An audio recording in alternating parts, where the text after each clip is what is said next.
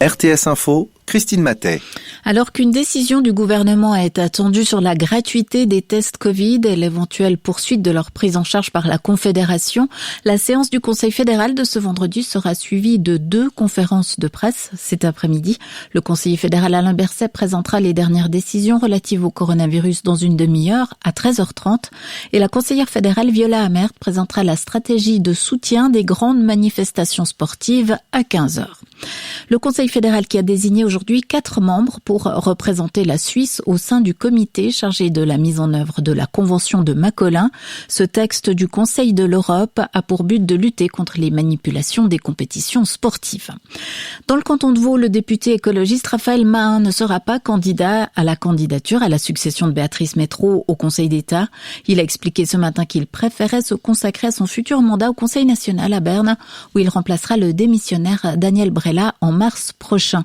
Et à la suite de l'annonce de Béatrice Métrault ce matin de ne pas briguer un 3e mandat au gouvernement, son parti a lancé un appel à candidature qui se terminera le 25 octobre. Une assemblée générale extraordinaire sera ensuite convoquée le 20 novembre pour définir la stratégie des écologistes vaudois.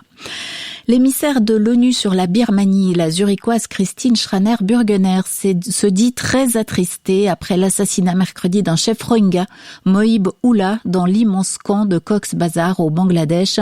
L'émissaire demande aujourd'hui que des responsabilités soient établies. Christine Schraner-Burgener avait parlé à Mohib Ullah il y a 2 semaines seulement. Elle avait alors déploré qu'il ne puisse pas rentrer chez lui dans l'état birman de Rakhine, d'où près d'1 million de Rohingyas, la minorité musulmane, ont fui ces dernières années en raison des violences considérées par les experts comme un possible génocide. L'ambassade de Suisse auprès du Saint-Siège, actuellement basée en Slovénie, sera désormais établie à Rome. Le Conseil fédéral entend ainsi mieux exploiter le potentiel de collaboration bilatérale dans des domaines prioritaires de politique étrangère de la Confédération. Parmi les points forts communs de politique étrangère figurent la promotion de la paix ou encore le développement durable, a précisé aujourd'hui le gouvernement. Une œuvre de l'artiste et architecte chaudefonnier Le Corbusier a été vendue mercredi à Bâle pour 1,5 million de francs. Cette huile sur toile, nature morte au Grand Livre, rejoindra une collection privée suisse. Une grande tapisserie, signée également Le Corbusier, a atteint les 143 000 francs, indique aujourd'hui la maison de vente aux enchères bâloise. En France, les poubelles de Marseille débordent, mais un protocole de sortie de grève a été trouvé aujourd'hui avec Force ouvrière, le syndicat majoritaire des éboueurs dans la métropole, après une semaine d'amoncellement des déchets. Il fait moins chaud en enfer. Des centaines de jeunes défilent aujourd'hui avec leurs pancartes dans le centre de Milan. Derrière la militante suédoise Greta Thunberg, ils réclament des actions rapides pour le climat à 1 mois de la conférence COP26 de Glasgow.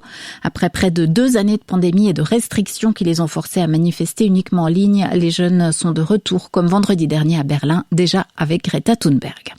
Et la météo, après un vendredi ensoleillé, les nuages arriveront en fin de journée et quelques pluies pourraient déjà tomber la nuit prochaine. Au thermomètre, aujourd'hui, entre 19 et 21 degrés. Demain, samedi, quelques bancs de nuages le matin, sinon le temps sera assez ensoleillé.